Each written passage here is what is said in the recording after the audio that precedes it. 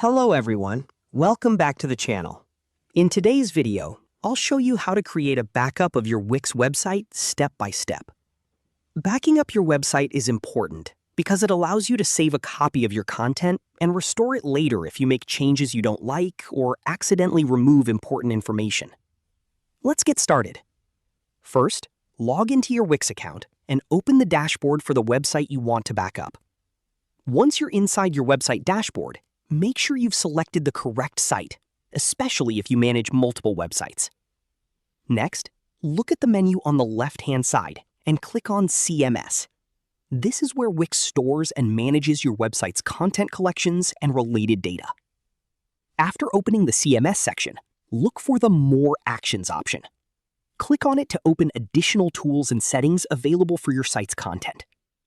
From the menu that appears, select Backups.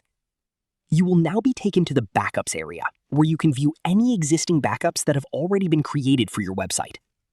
To create a new backup, click on Add Backup. Wix will begin saving a backup of your current website content. Depending on the size of your website and the amount of content it contains, this process may take a few moments to complete.